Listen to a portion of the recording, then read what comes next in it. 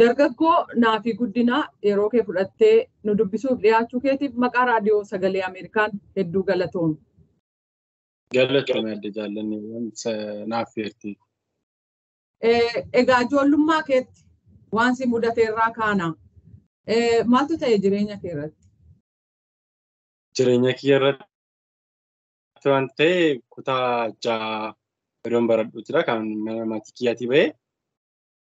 Kutaa 6 baradhuun bahee isa booddee godaanaarra bahuutti ture. Daandiirra bahuutti ture. Ijoollummaas sababa hin qabuu fi ijoollummaas na baasee yaada. Har'a roon taa'ee yaadu waggaa 13 natti fakkaata kutaa 6 baradhuudha kan manaa ba'e. Baatee saratti?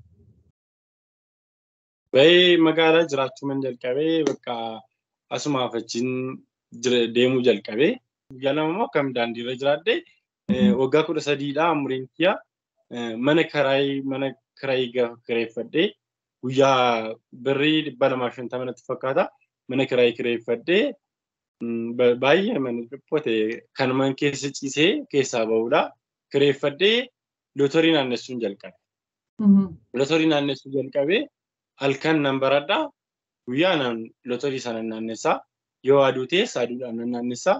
Yoo roobates roobaan naannessa baradhee hanga kutaa 8 halkan baradhee. Egaa hojii lootorii naannessuu jette isa malee kan biraa maal hojjette? Jabiloo kan jedhamu kan mormatti hidhatanii maastikaa kana sooftii kana afaan naannessan ture. Leestoroos hojjedheeraan ganna yeroo bokkaan dhufu hin mijatu lootorii kana naannessuun magaalaa keessa naannoon hin mijatu.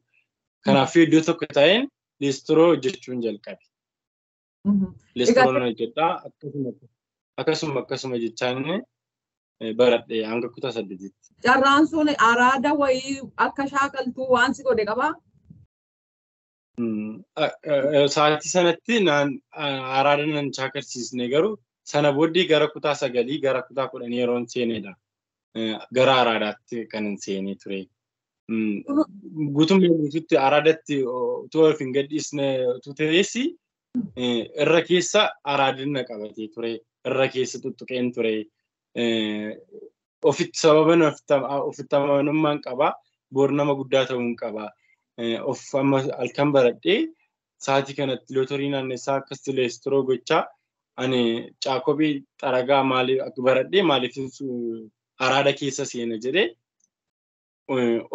Ofin to'adhan ture, ofin ilaalan ture, nama guddaa ta'uun qaba boori. Maaliif akkas ta'an jedhan ture. Egaa mana kiraansaa birrii 250 kireeffattee hojii amma jette kan hojjetaa ammam jiraata?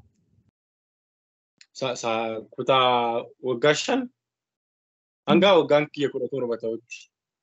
Isa hojjette? Ayyee. Hanga 18-17 hanga ta'u gidduutti natti fakkaata. Waggaa 5 kan lootorii naannessee leestoroo caakobii xaraguudhaa fi lootorii naannessuu kana waggaa 5 hojjedhe. Kutaa 11 fi kutaa 12 hojii hoteelaa jalqabeen kan baradhe. Finfinnee keessatti jechuudha? Finfinnee keessatti ayyee. Hojii daandii irratti hojjetamu waan ati maqaa dhoofte sanarraa gara hoteela keessa hojjechuutti dhufuuf sana gidduutti ce'umsi sun maal fakkaata ture? Incimaa attam ture? Baay'ee cimataa qarshiin argadhu lootorii yoo naannessites harkarraatii gara afaanii qofadha. Jijjiiramni hin jiru. Nama wajjin waliin bartu. Bakka chaalenjii guddaadha. Chaalenjiin suni ilaalcha namni si laatu ilaalcha addaadha. Baay'ee rakkisaa waan tokko nan godha yoo yaade waan sana gochuun qaba jedhee man dirqama amala akkasiin qabaani. Ofitti amanamummaa sababa qaba ofitti amanamummaa cimaan qaba nan godha wanta kana illee hojjechuun jalqabee barumsa kiyya nan baradhee hanga 12tti fixee. Hojiin isaa maal ture? Nama hojii keessummeessu ture. Mana nyaataati? Mana nyaataa keessummeessu. Egaa waan sana godhuun immoo walitti dhufeenya namaa wajjinii muuxannoo isaa qabaachuu qabdaa. Keessummaa simachuu waan akkasii sitti bitaachaane yookiin si rakkisne? na rakkisee ture biiraa Awaash kan jedhamu jira biiraani. Banuullee hin danda'uun ture. Namoota na duraa galanii naabanaa jedheen itti argisiisa. Itti laadhee naabanaa natti argisiisaa turanii. Hojii hoteelaallee ani hin hojjenne. Kana duras hojii hojjechaa ture.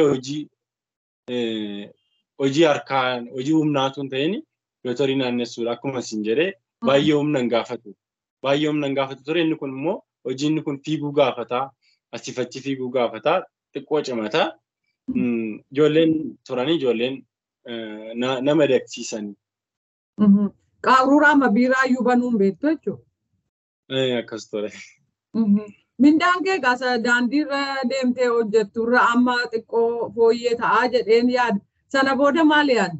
Mindaa caalaa namni tippii kan jedhamu kan namni kaayee bahu isatu caalaa jijjiirama qabaa. Kan jedhee yaadan isarratti jijjiirama guddaa argadhee hin jira. Barumsallee itti fufee barachuudhaaf nan yaalaa. Isa booddee hojii kana bukkeetti immoo barnoota garaagaraa barachuun qabeedhe murteessee moodelingii barachuun jalqabee moodelingii baradhee fixee manjaaf qaadii iyyama konkolaachisummaa kan jedhan kanas bukkeetti barachuun jalqabe. Hoteeluma sana keessaa tun hojjedhu iyyamsiifadhee na dhukkubees jedhee nan ba'a. Feesbuukii kee irratti miidiyaa hawaasummaa tokko irratti uffata aadaa faashinii gaafa agarsiistu jira. Magaalaan keessa jiraadhu kana keessatti maaliifin aadaa kiyyaa mul'isu hin jedhan ture. Baay'een agarsiisuun qaba aadaa kiyya aadaa fi boottii kana maal kana namni akkamitti akka uffate akkamitti akka argisiisnu. Namoonni tokko ilaalcha addaa qabu wayaa aadaadhaaf illee magaalaa kana keessatti akka namni taa'ee ilaalu miti. Uffatee gaafa baatullee jecha ittiin jedhamtu jecha ittiin arrabsamtudha. Uffanni aadaa boottiin illee gaafa uffattee baatu ittiin arrabsamta aariin qaba. Of keessa sababa aarii qabuu fi maaliif hin argisiisu wanta akkasii kana. Dura uummata keessaa baateedha kan aadaa mul'isuu qabdu hin jedha. Jecha adda ta'een akkamitti ilaalamuu qabnu magaalaa kana keessatti nuni baanee mul'achuu qabna jedheen yaadan ture. Kanaafidha faashinii nan jaalladha. Uffata aadaa nan jaalladha. Kan saba adda addaa uffadhee suura nan qaba. Kanumaafidha kan hojii kanatti seeni. Attamiree ammatti gammadaa jirtaa? Inni na guddisa jettee yaaddaa? Na guddisa jedhee yaada. Biyya keenya keessatti xiqqoo namni waan fudhatu ta'ellee animmoo dudduubatti hin deebi'u. Namni si fudhachuu dhiisuu danda'a. Uffata uffattu irratti si arrabsuu danda'a. Maalati kalariiti bifati filattee hojjettu irratti namni si arrabsuu danda'a. Kanaafiyyuu waan gaarii fudhadhee gara fuulduraatti deebi'uun qaba jedhee yaadaan. Egaa ammas keessumsiisuu isa hoteela keessaas waluma cina deemsisaa jirtaa jechuudha. Eeyyee isas hojjechaa jira ammallee. Iddoo amma jirturraa gara fuulduraatti jireenya kee gaafa yaaddu garamitti kallattii kamitti deema jettee yaaddaa dargaggoo naafi? Amma Itoophiyaan Next Top Model kan jedhamu irraan dorgomaa jira. Beeksisa garaagaraa hojjedheen jira. Gara fuulduraatti aadaa kiyyaa addunyaa irratti beeksisuun qaba. Akkuma addunyaa irratti beeksisuun fedha. Yoonaaf har'a naam jechuu didallee boora akkan hojjedhee irra ga'u abdiin qaba jedhee yaada. Dhuma marii keenya irratti waan jechuu barbaaddu qabdaa? Waan jechuu barbaadu nan qaba.